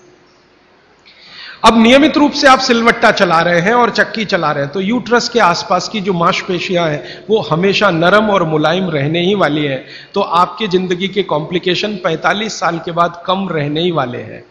आप उनको दवा खा खा के कम करें तो दवाओं के साइड इफेक्ट्स हैं, ज्यादा दवाओं के साइड इफेक्ट है कि मोटापा बढ़ेगा। एक HRT टेक्निक है, हार्मोन रिप्लेसमेंट थेरेपी, ज्यादातर माताएं उसमें जाती हैं 45-50 साल की उम्र में, हाथ जोड़कर विनती है कि कभी ना जाएं। और अगर आप गए उसमें तो आपके वजन को कोई भी दुनिया का भगवान नहीं बचा सकता बढ़ने से, बढ़ेगा ही। क्योंकि हार्मोन रिप्लेसमेंट थेरेपी में जो मेडिसिन है वो सब मेद बढ़ाने वाली है, मेद माने शरीर में एक्स्ट्रा वेट बढ़ाने वाली। तो आप अगर HRT से बचना चाहते हैं और दवा नहीं खाना चाहते हैं तो 15 मिनट की चलाइए ना सवेरे सवेरे चक्की। 15 मिनट से ज्यादा जरूरत नहीं है। 15 मिनट में जितना गेहूं पिस गया, जितना चना दाल पिस गया, अच्छा है। फिर आप बोलेंगे हमारे यहां तो 1-1 घंटे चलाते थे। वहां उस समय शायद लोगों का शरीर भी इतना मजबूत था, तंदुरुस्ती भी इतनी अच्छी थी, घी दूध भी अच्छा खाने को मिलता था, तो वो 1-1, 2-2 घंटे चला सकते थे। आज के समय को ध्यान में रखते हुए 15 से 20 मिनट भी आपने चलाया, या तो सिलबट्टा या तो चक्की, तो जिंदगी आपकी एकदम सुरक्षित और निरोगी रहने वाली है। तो विज्ञान के साथ रसोई सबसे ज्यादा इस देश में जुड़ा हुआ है। तो 3 सूत्र अभी तक मैंने आपको भागवत जी के बता दिए। और इन 3 सूत्रों में एक छोटी सी जानकारी और, कि आप पुरुष भी चाहें तो जिनको पेट अगर बढ़ा हुआ है और आप चाहते हैं कि ये कम हो तो आप भी 15 मिनट चक्की चला सकते हैं सुबह सुबह। आप भी चाहें तो सिलबट्टे पे चटनी बना सकते हैं। अगर आपने भी चक्की चलाई और सिलबट्टे पे चटनी बनाई तो आपकी चटनी तो बनेगी ही और आटा तो पिसेगा ही, आपका जो पेट है ये अंदर चला जाएगा, जो आपको किसी भी जिम्नेजियम की मदद से नहीं जाएगा। मैं आपको इस बात की गारंटी देता हूं, स्टाम्प पेपर पर आप लिखवा लीजिए मुझसे, 1000 रुपए का हो या लाख रुपए का स्टाम्प पेपर, दुनिया का हर एक डॉक्टर इस बात से सहमत है, वो बोलता नहीं, बात अलग है, कि जिम्नेजियम में जाकर कभी भी किसी का पेट अंदर जाता नहीं, और थोड़े दिन के लिए गया और आपने जाना बंद किया तो ज्यादा बाहर आता है। क्योंकि जिम्नेजियम की जो एक्सरसाइजेज है और वहां जो एक्सरसाइजर रखा है मशीन, वो आपसे मेल नहीं खाती। आप पता है क्या मेल नहीं खाती? जिम्नेजियम की सभी मशीनें ज्यादा स्पीड वाली हैं और चक्की और सिलबट्टा ये स्पीड कम है, धीरे धीरे धीरे धीरे। हमारी जो तासीर है वो कम स्पीड वाले उपकरणों के साथ ज्यादा है, क्योंकि हम गर्म देश में रहते हैं। गर्म देश के लोगों में आप जानते हैं स्वाभाविक रूप से वायु का प्रकोप ज्यादा होता है शरीर में। ये कल मैं और इस विस्तार से बात करूंगा। वायु माने वात, पित्त और कफ शरीर में तीनों है। गर्म देश के लोगों में वायु का प्रकोप स्वाभाविक रूप से ज्यादा होता है। अब वायु का प्रकोप ज्यादा है तो हर चीज ऐसी करनी चाहिए जो धीमे हो। ज्यादा तेज करेंगे तो वायु और बढ़ेगी। इसलिए भारत में यह कहा गया है कि डांस करना है तो धीमे धीमे करो। इसलिए यहां के जो डांस है ना, उनके स्टेप्स, जैसे भरतनाट्यम, जैसे कथक, कथकली, ओडिसी, कुचिपुड़ी, ये सब डांस के स्टेप आप देखो स्लो है, स्लो। और यूरोप में बिल्कुल उल्टा है, ठंड बहुत है। ज्यादा ठंड के देशों में क्या होगा कि वायु बिल्कुल उल्टी स्थिति में होती है, बहुत ही कम होती है शरीर में, और पित्त और कफ बहुत बढ़े हुए होते हैं। तो वायु बढ़ानी है उनको पित्त और कफ को समान रखने के लिए, तो हर चीज वो फास्ट करेंगे। उनके डांसेस बहुत फास्ट होंगे। आप देखो रशियन बैले होता है ना, क्या फास्ट स्टेप्स वो करते हैं, क्योंकि वो उनके लिए आवश्यक है, नहीं करेंगे तो मर जाएंगे। तो उनका डांस फास्ट होगा, हमारा स्लो होगा, उनकी हर चीज की स्पीड फास्ट होगी, हमारी स्लो होगी। इसलिए हमने चक्की बनाई, सिलबट्टा बनाया, बैलगाड़ी बनाई, क्योंकि हर चीज हमें स्लो चाहिए। बात हमारा बढ़े नहीं, स्पीड से बात बढ़ता है, ध्यान रखिए इस बात को। बैलगाड़ी क्या है? पहिया ही तो है, मुख्य क्या है? पहिया है ना। तो पहिए का इन्वेंशन सबसे पहले भारत में ही हुआ दुनिया में, लेकिन हमने वो बैलगाड़ी में लगाया, हवाई जहाज में नहीं लगाया। हम भी चाहते तो हवाई जहाज का पहिया बना सकते थे, जिसने सबसे पहला पहिया बनाया दुनिया में वो हवाई जहाज का भी बना सकता था, लेकिन जरूरत नहीं अपने को जरूरत बैलगाड़ी की ही है, क्योंकि ये स्लो है। स्लो इसलिए कि बैल जो खींच रहा है उसके शरीर को वायु का प्रकोप ना बढ़े। हमारे यहां मनुष्य के लिए जितना सोचा गया, बैल के लिए भी उतना ही सोचा गया, क्योंकि बैल और मनुष्य बराबर है हमारे यहां, अलग नहीं है, हिस्सा है हमारा, परिवार का हिस्सा। तो बैल जब बैलगाड़ी को खींचे, अगर गाड़ी फास्ट है तो बैल को फास्ट दौड़ना पड़ेगा, तो बैल की वायु बढ़ेगी, और वायु बढ़ने से मृत्यु जल्दी होती है। तो बैल ज्यादा दिन तक जीवित रहे, आपका काम करे, इसलिए बैलगाड़ी में स्पीड स्लो रहे, इसलिए बड़ा पहिया बनाया। पहिया जितना बड़ा होगा स्पीड उतनी स्लो होगी, पहिया जितना छोटा होगा स्पीड उतनी ज्यादा होगी। नंबर ऑफ रोटेशंस होंगे ना पर मिनट, जिसको आप RPM, रोटेशंस पर मिनट, जितने ज्यादा होंगे स्पीड उतनी होगी। तो रोटेशन ज्यादा करने के लिए छोटे पहिए ही चाहिए, इसलिए हवाई जहाज में छोटे पहिए हैं।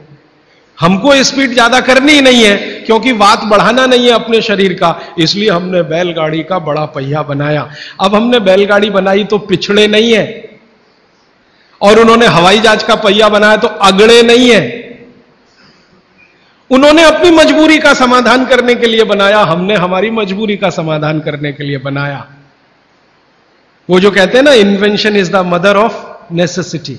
हमारी जरूरत थी कि वात हम कम रखें अपने शरीर में और जानवरों के शरीर में, क्योंकि गर्म देशों में वात वैसे ही बहुत बढ़ता है, तो इसको कम रखने के लिए इसलिए सिलबट्टा है, धीरे धीरे चलता है। और वो जो आपके घर में है मसाला पीसने वाली मशीन, मिक्सी, एकदम फास्ट, ये यूरोप के लिए है, आपके लिए नहीं है। हमारा तो वो धीरे धीरे वाला ही अच्छा है। चक्की धीरे धीरे चलती है, यूरोप से आई हुई चक्की बिजली की जो है ना एकदम फास्ट चलती है। अब मैं जो एक बात कहना चाहता हूं, जो 4 साल से 5 साल से हम कर रहे हैं, हमारा एक केंद्र है भीलवाड़ा में, वहां हम चक्की चलाते हैं। भीलवाड़ा केंद्र हमारा भारत का सबसे अच्छा केंद्र है आज की तारीख में। आगे और कोई बन जाए चेन्नई में तो शायद भगवान सुन लेगा। भीलवाड़ा केंद्र में आप में से कोई भी राजस्थानी हो तो हमारा केंद्र जरूर देखने जाइए। भीलवाड़ा में नागौरी गार्डन है, वहां पर हमारा केंद्र चलता है, उसका नाम है स्वानंद। हमारे सभी केंद्रों का नाम स्वानंद है, हमारा ब्रांड नेम स्वानंद। तो उस केंद्र में हम चक्की चलाते हैं, चक्की चलाकर गेहूं का आटा बनाते हैं, जवारी का आटा और बाजरी का आटा, सब तरह के आटे। और वो आटा भीलवाड़ा के 100 परिवार, 125 परिवार के लोग नियमित रूप से लेके जाते हैं और खाते हैं। वो 100-125 परिवारों का सारा डाटाबेस हमने बनाया है। अब वो 100-125 परिवारों को 4 साल चक्की का आटा खिला खिला के हम पूछते रहते हैं, भाई क्या हो रहा है? तो कहते हैं एसिडिटी खत्म हो गई। और क्या हो रहा है? कहते हैं जी घुटने का दर्द कम हो गया। और क्या हो रहा है? नींद अच्छी आ रही है। और क्या हो रहा है? पित्त की बीमारियां कम हो गई हैं। और क्या हो रहा है? वो कहते हैं जी ब्लड प्रेशर भी कम हो रहा है। तो ऐसी 28-30 बीमारियों पर हमारी नजर है, और 4 साल में हर बीमारी के बारे में वो कह रहे हैं कम हो रही है, कम हो रही है, कम। मैंने कहा कुछ बढ़ रहा है? तो उन्होंने कहा आनंद बढ़ रहा है, सुख बढ़ रहा है, खुशी बढ़ रही है। क्या? बस वो चक्की का आटा खा रहे हैं और कुछ नहीं। फिर मैंने कहा कि आप माताएं जो लेके जाती हैं आटा, मैं पूछा आप बताओ जी आपका ऑब्जर्वेशन क्या है? तो उन्होंने कहा ये जो चक्की का आटा, इसकी रोटी इतनी नरम होती है, और वो जो बाजार का आटा लाते हैं उसकी रोटी थोड़ी ही देर में कड़क होती है। और वो कहते हैं कि हमारे घर के लोग जब से ये चक्की का आटा आया 2 रोटी ज्यादा भी खाते हैं तो शिकायत नहीं करते, और ये बाजार के आटे की 1 रोटी भी ज्यादा खाई तो पेट में गैस बनना शुरू हो जाती है। माताएं ये कहती हैं। माताएं कहती हैं बच्चे भी उनकी रोटी पसंद से खाते हैं, घर के लोग भी अच्छे से खाते हैं। अब वो ये कहते हैं जी एक केंद्र से 2 कर दो, क्योंकि उसकी पूर्ति नहीं हो पा रही। एक केंद्र 100 घरों का ही आटा बना पाता है रोज, क्योंकि 15-20 महिलाएं वहां चक्की चलाती हैं। हम दूसरा बनाने की सोच रहे हैं, तीसरा बनाने की सोच रहे हैं। फिर एक दिन मैंने सोचा कि ये रास्ता तो गड़बड़ है, अगर हम ऐसे केंद्र बनाते जाएं तो ये रास्ता तो गड़बड़ है। अच्छा ये है कि हर घेर में ही ये केंद्र हो जाए। इसमें तो अंत में हम कहां फंस जाएंगे, जगह जगह केंद्र बना के हम तो फंसने ही वाले हैं कि भाई अब हाथ का आटा बना के दे दो। तो ये तो हम बिजनेस में नहीं जाना चाहते। हमारा उद्देश्य ये है कि हर घर में आटा बनाने की चक्की आ जाए।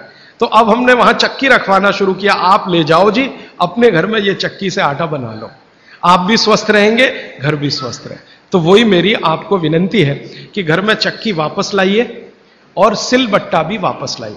मसाला पीसना है तो उस पर पीसिए, आपको चटनी बनानी है तो उस पर बनाइए। चटनी का स्वाद भी अच्छा होगा और उसके जो सूक्ष्म पोषक तत्व हैं वो भी अच्छे रहें। और एक छोटी सी आखिरी बात, आज के लिए समय हो गया, आखिरी बात यह है, मैं आपको विनम्रता पूर्वक जो कहना आया वो ये कि आपके रसोई में पिछले 20-25 वर्षों में जो बदलाव आया रसोई में, 20-25 वर्षों में, हमारे बीमारियों का सबसे बड़ा कारण वो बदलाव है। रसोई बीमारियों का कारण नहीं है। रसोई तो भागवत जी कहते हैं दुनिया का सबसे पवित्र स्थान, सबसे पवित्र स्थान। लेकिन उसमें बदलाव आ गया। बदलाव क्या आया? पहले चक्की होती थी, सिलबट्टा होता था, अब मिक्सी आ गई, या तो हमने कोई मशीन ले ली, और अब तो मशीनें रोटी बनाने की भी आ गई, रोटी बनाने की भी मशीन हमने ली। तो रसोई घर में जितनी हमने बदलाव लाया टेक्नोलॉजिकल, ये सब बदलाव ने हमको बीमार बनाया, माताओं को तो ज्यादा बीमार बनाया। मैंने पिछले 20 साल की जितनी रिसर्चेज है रसोई घर से जुड़ी हुई, इन सबको ध्यान से देखा तो पता चला कि हमने विकास के नाम पर अपने ही घर को बीमार बनाने की क्रिया शुरू की है। और रसोई घर में जितनी चीजें हैं उन्होंने महिलाओं का शरीर श्रम घटाया। जैसे वॉशिंग मशीन आ गई, इसने आपका शरीर श्रम घटा दिया। चक्की आ गई, उसने माने बिजली की चक्की आई, उसने आपका शरीर श्रम घटाया। सिलबट्टे का शरीर श्रम आपका घटा मिक्सी के आने से। हर जो चीज आई है, ओवन आया आपके यहां, माइक्रोवेव ओवन आया, फिर ये फ्रिज आया, इसने आपका शरीर श्रम घटाया। और शरीर श्रम घटाने के लिए नहीं है। भागवत जी कहते हैं कि शरीर श्रम घटाने की एक ही उम्र है, 60 के बाद। जब आप 60 के हो गए तब आप शरीर श्रम कम करते जाइए। 60 साल तक तो शरीर श्रम कम करने की जरूरत नहीं, 18 से लेकर 60 साल तक शरीर श्रम चाहिए ही, शरीर श्रम चाहिए। तो थोड़ा थोड़ा श्रम आप करते रहें। अब तो हमने पोछा लगाने वाला भी मशीन ले आया, झाड़ू लगाने वाला भी मशीन ले आया, रोटी बनाने वाला भी मशीन आ गया, चटनी बनाने वाला भी मशीन आ गया, रोटी को रखने वाला भी मशीन आ गया। अब सब कुछ मशीन आ गया तो आप भी मशीन ही हो जाएंगे। और आप हो गए हैं। पता है मशीन हम कैसे हो गए? जिंदगी का रस चला गया, आनंद चला गया। पहले घरों में काम करते समय जो रस था, आनंद था, वो सब चला गया। कैसे चला गया? मैंने बचपन का मुझे याद है, माताएं बहनें काम करते करते बहुत सारे गीत गाती थी, गीत गाती थी। अब वो काम ही बंद हो गया तो गीत भी बंद हो गए। अब किसी भी मां को पूछो कि 20 साल पहले बच्चे के पैदा होने पे क्या क्या गीत गाए जाते थे, याद ही नहीं है। तो अब क्या करते हैं, जो सिनेमा के गीत हैं उनका सीडी लगा के चला देते हैं। घर में बच्चा पैदा हुआ तो चोली के पीछे क्या, तो चीज बड़ी है मस्त मस्त, आती क्या खंडाला तो जाती क्या खंडाला, ये घर में बजाए जा रहे हैं। कब? जब बच्चा पैदा हुआ। क्योंकि मां को बच्चा पैदा होने के समय के गीत ही याद नहीं है, क्योंकि वो गीत गाने के लिए जो समय मिलता था काम करते करते, वो समय चला गया तो गीत चले गए। शादी के समय क्या क्या गीत गाए जाते थे याद नहीं है। अब तो वो डीजे ले आते हैं और वीजे पता नहीं क्या क्या उसको बोलते हैं, बड़ा साउंड बॉक्स, और लगा दिया और ऐसा शोर कान फोड़ने वाला जिसकी न सुर न लय न ताल। तो हमारे यहां काम में आनंद था। देखिए मैं आपसे विनम्रतापूर्वक एक बात कह सकता हूं कि भारत की कोई भी मां शरीर श्रम से थक सकती है, बोर नहीं हो सकती। यह शब्द बोरियत भारतीय शब्द नहीं है, यह अंग्रेजों का शब्द है। हिंदी में वैसे का वैसे ही हमने ले लिया, बोर होना। जी हम क्या कर रहे हैं, बोर हो रहे हैं। आजकल के बच्चों को मैं बहुत सुनता हूं, जी क्या कर रहे हैं, बोर हो रहे हैं, जी बोर हो रहे हैं। अब बोर हो रहे हैं तो करें क्या, तो ले दे के वो एक टीवी है चालू कर दिया, उसमें पोगो देखो, पोगो। अब पोगो में क्या है, वो और ज्यादा बोर हो जाओ तो पोगो की जगह कोई दूसरा देखो, लोगो, या तीसरा देखो। वो सब आपको बोरियत में ही ले जाएंगे। क्यों? क्योंकि इसमें इंटरेक्शन कुछ नहीं है, सब कुछ वन साइडेड है। और गीत गाने में इंटरेक्टिव है, ये एक साइड नहीं है, ये मल्टी साइडेड है। तो हमारी माताएं गीत गाती थी, हर समय के लिए गीत बने हैं। पापड़ बना रही हैं, बड़ी बना रही हैं, उस समय के गीत अलग है। मसाला पीस रही हैं, उस समय के गीत अलग है। शादी के लिए मसाला पीस रहा है, उस समय के गीत अलग है। शादी के लिए पापड़ और बड़ी बन रही हैं, उस समय के गीत अलग है। ये गीत इकट्ठे आजकल मैं कर रहा हूं, हजारों की संख्या है गीतों की, लेकिन इनको लिपिबद्ध हम नहीं कर पाए, किताबें नहीं छपी, इनकी नोटबुक्स नहीं बनी, तो धीरे धीरे खत्म हो रहे हैं या तिरोहित हो रहे हैं। इन गीतों में जो सुर है, जो लय है, जो ताल है, वो हर मां के लिए आसान है। हर मां उस सुर और लय और ताल में गा सकती है। आवाज का पिच ऊपर नीचे हो सकता है, लेकिन सुर लय ताल वो सबको एक जैसा है, मालूम है, उत्तर से दक्षिण, पूरब से पश्चिम। धान की पौधे लगा रहे हैं तो अलग गीत है, धान काट रहे हैं तो अलग गीत है, धान को घर ले जा रहे हैं तो अलग गीत है। हमारे यहां हर काम के साथ गीत और संगीत है, क्योंकि बोरियत ना आए। और आज जो आधुनिकता में से निकला है, मॉडर्निज्म में से निकला है, इसने सब कुछ खत्म कर दिया तो बोरियत ही आएगी। समय आपका ले लिया तो बोरियत आएगी। तो भागवत जी कहते हैं कि आपका जीवन, ये अब उनका 5वां सूत्र है, आपका जीवन जहां आप रहते हैं, जहां आप रहते हैं, माने आप मद्रास में रहते हैं तो यहां की जो आबो हवा है, जो यहां की तासीर है, उसके हिसाब से चलना चाहिए। राजस्थान में रहते हैं तो वहां की आबो हवा तासीर से चलना चाहिए। तो हर आबो हवा और तासीर में खास तरह के गीत, खास तरह का संगीत, खास तरह का श्रम, ये हजारों साल पहले बना और विकसित हुआ है। ये वापस आएगा, मुझे इसके बारे में थोड़ी शंका होती है, लेकिन हम प्रयास करेंगे तो जरूर वापस आ सकता है। इतना मुझे भागवत जी के 5 सूत्र अब तक मैंने आपसे कहना है। अब इन 5 सूत्रों पर कोई भी सवाल हो तो आप पूछ सकते हैं। मैं आपको भागवत जी के 50 सूत्र बताऊंगा अगले 28 तक, अभी तक 5 बताए। कोई सवाल पूछना चाहें तो जी पूछिए, हाथ उठाइए। और मेरी विनती है भैया, कोई उठ के ना जाए प्लीज, थोड़ी देर रुकिए। ये सवाल हो सकता है आपके भी काम के हों, जरूरी नहीं है कि जिन्होंने पूछा उन्हीं के काम के, हो सकता है आपके भी काम के हो। थोड़ी देर सब रुकिए प्लीज। हाँ, आप मेहरबानी करके इन 5 सूत्रों को क्रम से एक बार फिर से। हाँ, अगर कागज पेन है तो लिख लीजिए, कॉपी है तो लिख लीजिए, डायरी है तो लिख लीजिए। और मैंने आपसे कल भी कहा था, आज फिर कह रहा हूं कि नहीं लिख पाए तो भी चिंता मत करिए, ये सब सूत्रों की पुस्तकें भरपूर मात्रा में आ गई हैं। एक भाई कौन लेके आए, उनका मैं धन्यवाद देना चाहता हूं, ट्रांसपोर्ट में जाके अंजनी कुमार जी हैं। हाँ, बहुत धन्यवाद आपका। ये अंजनी भाई, हमने कई पुस्तकें ट्रांसपोर्ट से भेजी थी, वो आ गई हैं, यहां पीछे हैं भरपूर मात्रा में। ये सब सूत्र उनमें विस्तार से है, मैं तो शॉर्ट में बता रहा हूं, आप वो भी ले जा सकते हैं। बाहर आज स्टॉल पर भरपूर पुस्तकें। हाँ, 5 सूत्र फिर से बताता हूं। सबसे पहला सूत्र जो मैंने कल कहा था कि भोजन को बनाते और पकाते समय सूर्य का प्रकाश और पवन का स्पर्श ना मिले तो वो भोजन नहीं करना। अब सूर्य के प्रकाश और पवन के स्पर्श का लंबा विश्लेषण मैंने कर दिया था कि आप प्रेशर कुकर का खाना नहीं खाना, माइक्रोवेव का खाना नहीं खाना, रेफ्रिजरेटर का खाना नहीं खाना। ये दूसरा जो सूत्र था भागवत जी का कि खाना पकने के 48 मिनट के अंदर खाना पकने के 48 मिनट के अंदर खा लेना, बचना नहीं चाहिए। दूसरा सूत्र वो मैंने विस्तार से समझा। तीसरा सूत्र था कि खाना बनाने का जो सामान है, जैसे गेहूं का आटा, चने का आटा, दाल का आटा, या तो बाजरी, मक्की वगैरह वगैरह, तो गेहूं 15 दिन, क्या माने गेहूं का आटा 15 दिन पुराना तक खा सकते हैं। और ये जो मोटे अनाज कहे जाते हैं, ज्वारी है, बाजरी है, मक्की है, ये 7 दिन पुराने से ज्यादा ना हो। मतलब यह है कि घर में 15 दिन से पुराना आटा नहीं रखना, सीधा सा सूत्र है।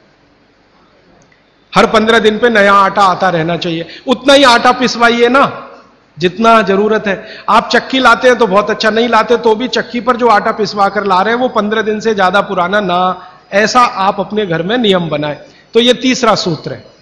चौथा सूत्र है भागवत जी का, जो मैंने आपको समझाया कि आप अपने शरीर श्रम को 60 साल की उम्र तक कम मत करिए।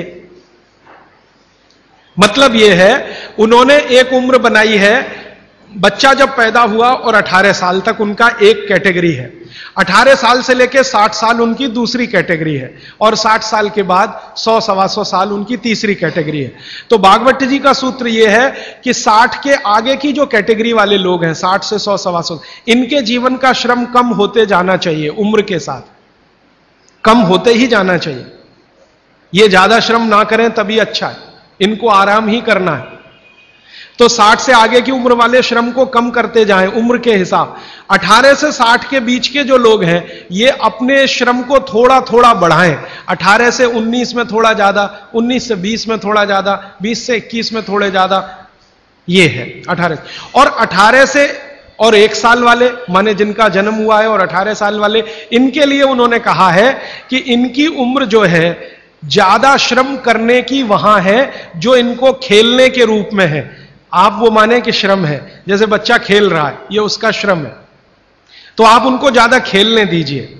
मतलब यह है कि 18 साल से कम उम्र के बच्चों को खेल कूद ज्यादा करने दीजिए, वो उनका श्रम है। 18 से 60 की उम्र में ऐसा श्रम जिससे उत्पादन भी होता हो। चक्की चलाई तो आटा बन गया, सिलबट्टा चलाया तो चटनी बन गई, माने उत्पादन कुछ ना कुछ हो। तो उत्पादक श्रम 18 से 60 के बीच में कम मत करिए, 60 के बाद इसको कम करते जाइए, और 18 से 1 साल के बीच के बच्चों को उत्पादक श्रम मत कराइए। यह है।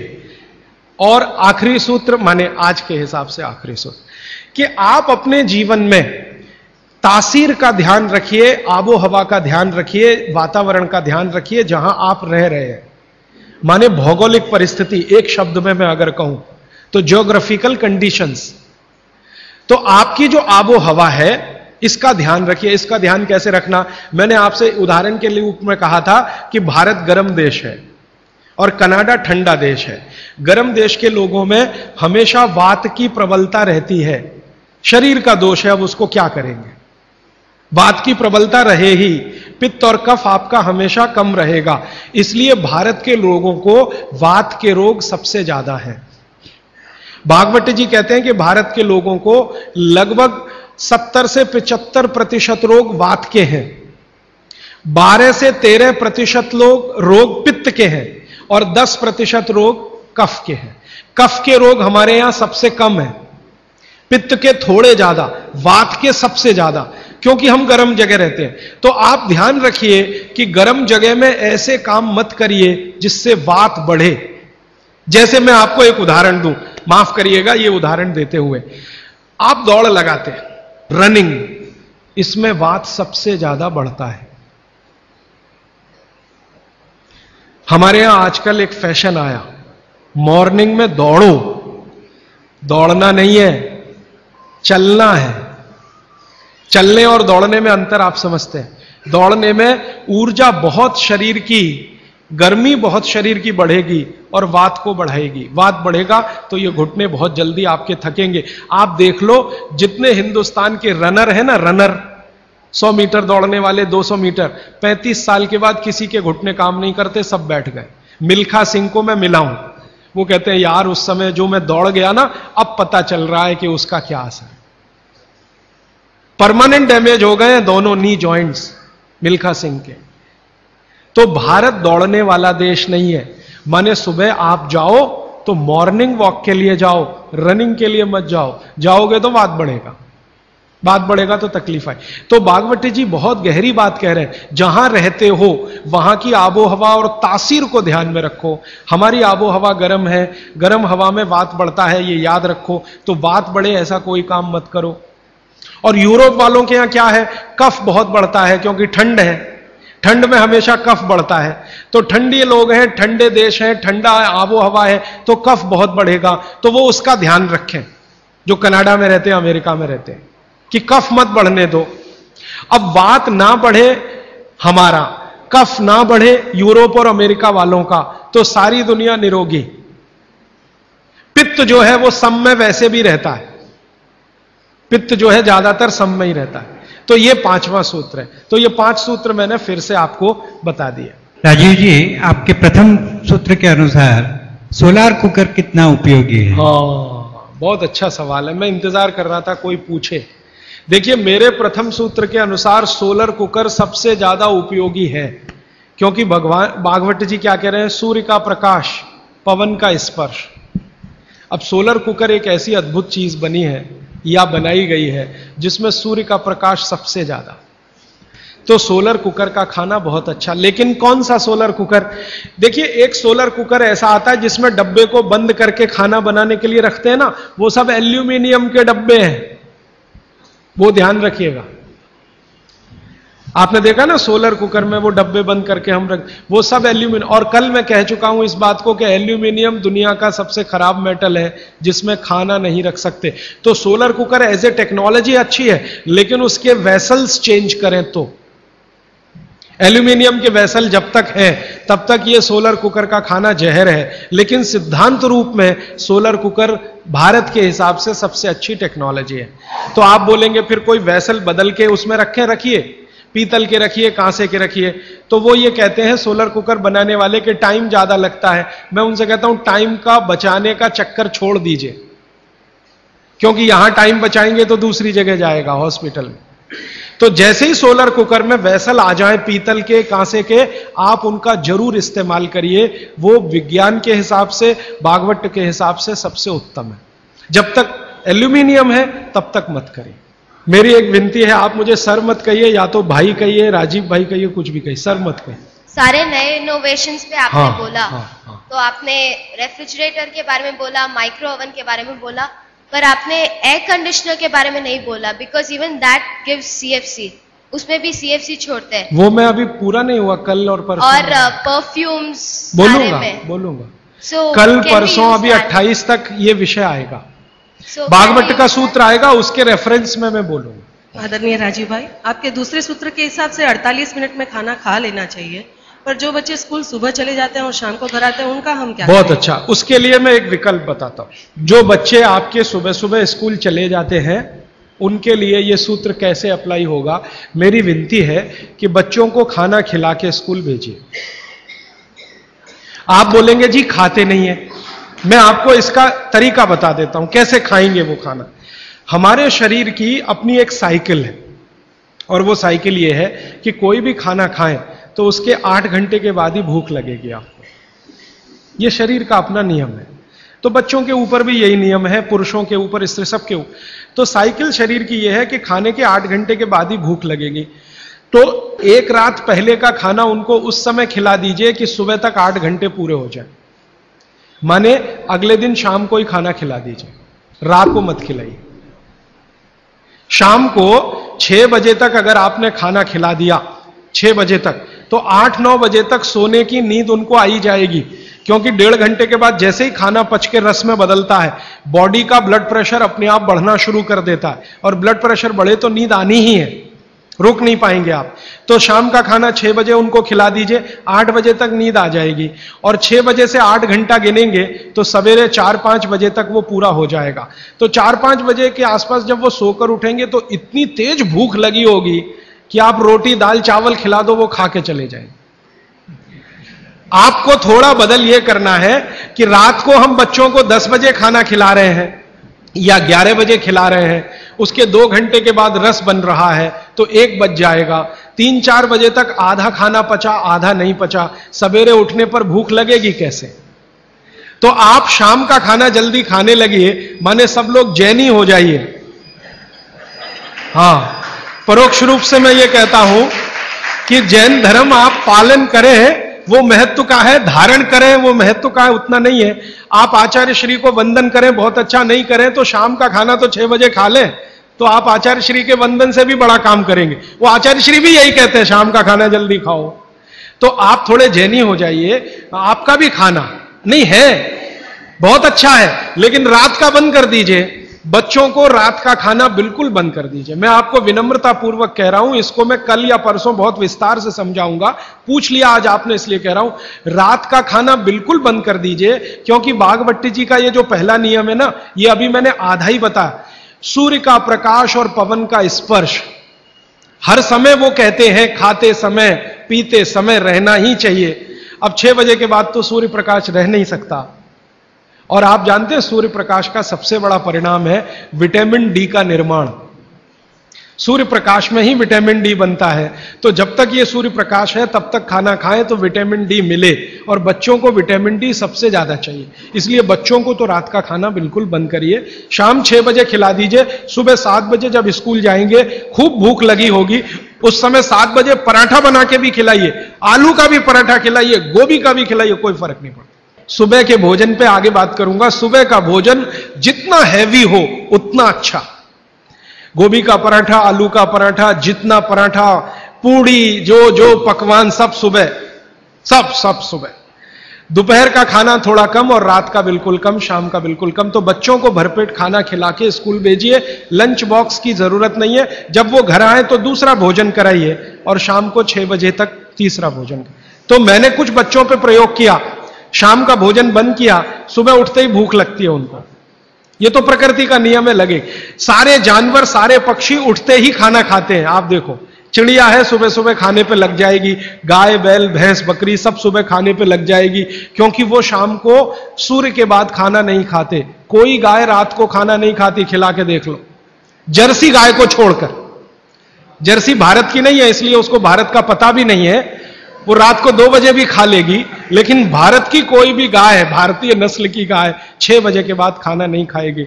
तो भारत की तासीर ऐसी है, इस तासीर को ध्यान में रखकर रात का खाना जल्दी करिए, सुबह भरपूर भूख लगेगी। और निवेदन इतना ही है कि खाली पेट बच्चों को कभी स्कूल मत भेजिए। खाली पेट तो कभी मत भेजिए। आपने कह दिया जी दूध पी के गया, दूध पी के गया माने एक तरह से खाली पेट, सॉलिड कुछ नहीं है। सॉलिड सुबह सुबह शरीर में जाना बहुत ही आवश्यक है, अगर भविष्य में आप उसको एसिडिटी, अल्सर, पेप्टिक अल्सर से बचाना चाहते हैं तो। हाँ प्लीज। हमारे चिंतकों ने कहा है, हमारे बुजुर्गों ने कहा, हमारे इतिहासकारों ने कहा है कि परिवर्तन ही जीवन है।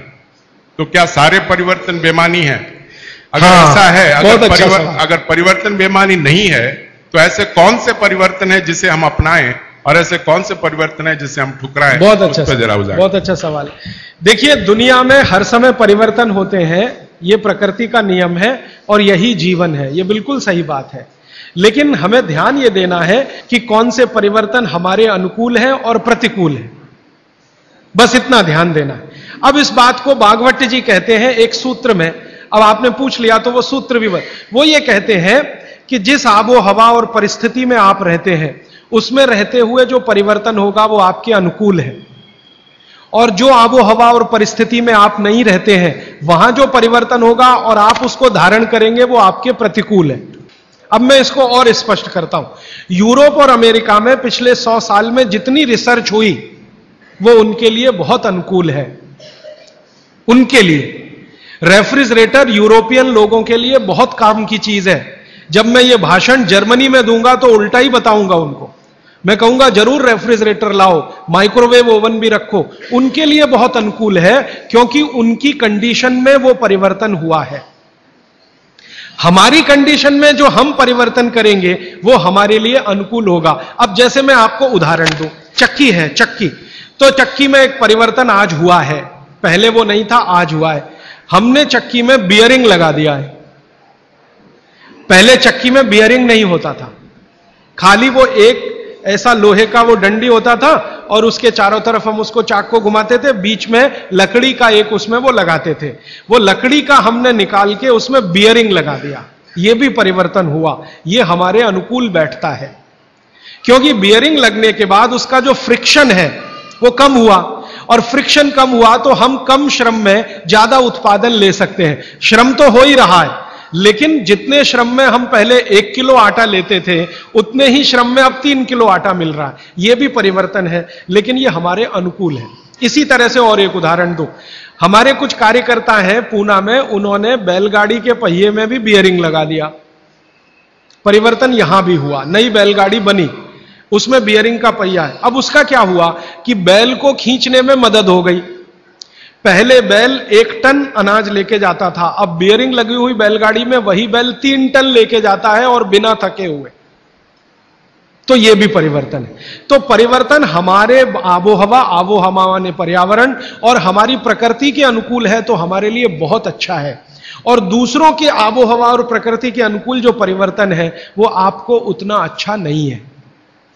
यह है कहने का मतलब। ठीक है जी, एक बच्चा पूछ रहा है। हाँ पूछो। इलेक्ट्रिक गैस को यूज करना कि नहीं? इलेक्ट्रिक गैस ज्यादा अच्छा नहीं है, लेकिन मजबूरी हो तो ठीक है। अगर आपके पास उसका कोई विकल्प नहीं है तो जरूर इस्तेमाल कर लीजिए, लेकिन अगर विकल्प है, भारत में तो है, ये मैं जानता हूं, इसलिए ज्यादा अच्छा नहीं है।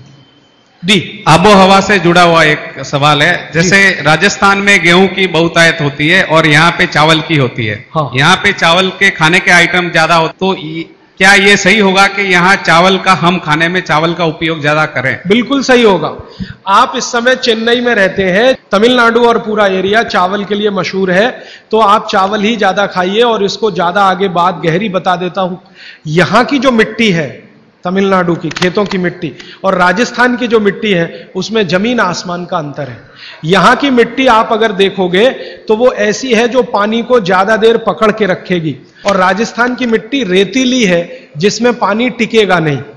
ये भगवान ने अच्छे से बनाया है। राजस्थान के लोग जहां रहते हैं, जिस तापमान में रहते हैं, जिस आबो हवा में रहते हैं, उनको शरीर में कुछ ऐसे केमिकल ज्यादा चाहिए, तो वो उस मिट्टी में ही है जो रेतीली है। आप जहां रहते हैं, यहां की आबो हवा, तापमान राजस्थान से भिन्न है, ह्यूमिडिटी ज्यादा है, तो आपको वो केमिकल नहीं चाहिए, तो भगवान ने ऐसी मिट्टी बनाई। तो यहां की मिट्टी से जो चावल पैदा हो रहा है वो आप ज्यादा ही खाइए। गेहूं राजस्थान से लाकर खाने की कोशिश मत करिए। माने आप अगर ये कोशिश करेंगे तो तकलीफ आपको आने वाली है। इसलिए आबो हवा का ध्यान रखिए। चावल के प्रिपरेशन यहां ज्यादा है, वो आप ज्यादा खाइए। अब समस्या आपके साथ ये है कि आप राजस्थान से आ तो गए, राजस्थान छूटा नहीं आपसे, वो छूटता नहीं है। समस्या वहां आती। हम बिहार से आ गए तो सिर्फ स्थान परिवर्तन हुआ, मन परिवर्तन नहीं हुआ। मन अभी भी है राजस्थान में। माने मैं इसको ऐसे कहना चाहता हूं कि अनुकूल परिस्थिति हो गई तो आप वापस राजस्थान चले ही जाएंगे, क्योंकि मन नहीं छूटा। आपका मन नहीं छूटा है, इसलिए आपका स्वाद भी नहीं छूटा। यह सब मन का खेल है। मन से सारे स्वाद और वो सब जुड़े। मन नहीं छूटा तो स्वाद नहीं छूटा। तो आप फिर गेहूं मंगवाते हैं और उसको रोटी बना के खाते हैं, वो स्वाद के लिए तो ठीक है। पौष्टिकता के हिसाब से आपके लिए चावल ज्यादा ठीक है। तो शायद आपने एक बैलेंस बना लिया है कि रोटी भी खाते हैं, चावल भी खाते हैं। यही है ना? तो इसी को चलने दीजिए। मैं आपका मन छुड़ाना नहीं चाहता, क्योंकि मैं नहीं चाहता कि आप परमानेंट यहां रहें। एक दिन राजस्थान तमिलनाडु से अच्छा हो जाए तो आप चले जाएं, ये मैं चाहता हूं। तो मेरे लिए वो स्वदेशी के लिए अच्छा है। तो आप मन को और स्वास्थ्य को बैलेंस कर लीजिए। बैलेंस इसमें यह है कि 2-3 रोटी खा लीजिए और थोड़ा चावल खा लीजिए, ऐसा कुछ कर लीजिए। थोड़ा इडली खा लीजिए और थोड़ा हलवा खा लीजिए। हलवा इडली के साथ जरूर खा लीजिए बैलेंस के लिए। थोड़ा डोसा खा रहे हैं तो थोड़ा बाजरी का रोटी का 1 आध टुकड़ा या आधा बाजरी की रोटी का। ये मैं बताऊंगा आपको आने वाले समय में किसके साथ क्या खाएं और आपका बैलेंस बना रहे, टिका रहे। लेकिन इसको ध्यान में रखिए कि आप स्वास्थ्य के लिए थोड़ा, क्योंकि मन भी अगर आपका बहुत दुखी हुआ तो स्वास्थ्य खराब होगा ही। यह भी मैं बता, रोटी नहीं मिलेगी तो मन खराब होगा, तो उसका असर शरीर पे आएगा। इसलिए मन और स्वास्थ्य को बैलेंस करिए। जी, आखिरी सवाल। हाँ राजीव भैया, ये जो आपने बोला कि एल्यूमिनियम खाने के हिसाब से बहुत गंदी चीज है, तो आज जो भी खाना पैक हो रहा है वो एल्यूमिनियम फॉइल या वो जो भी चीज है वो उसमें अंदर यूज आ रहा है। मतलब जो साइंटिफिक के हिसाब से या जो भी अभी जो पैकिंग वगैरह हो रहा है उसमें एल्यूमिनियम पे ज्यादा जोर देते हैं कि भाई एल्यूमिनियम में पैक है, आपका फ्रेशनेस रहेगा। इसके ऊपर थोड़ा बहुत बोलिए। मेरा आपको एक ही विनंती है, क्योंकि ये मैं करके देख लिया है कि एल्यूमिनियम फॉइल में जो आप खाना पैक करते हैं ले जाने के लिए रास्ते में, ये बहुत ही खराब है, अच्छा नहीं है। तो आप बोलेंगे जी किस में पैक करें? खाना कपड़े में पैक करना सबसे अच्छा है। कपड़ा, सूती कपड़ा होता है ना, पतला, एकदम पतला, उसमें जो रोटी बांध के आप रखें वो दुनिया का सबसे अच्छा पैकिंग है। वो विज्ञान के हिसाब से बहुत अच्छा है। पतले सूती कपड़े में रोटी बांध कर रखना सबसे अच्छी पैकिंग है।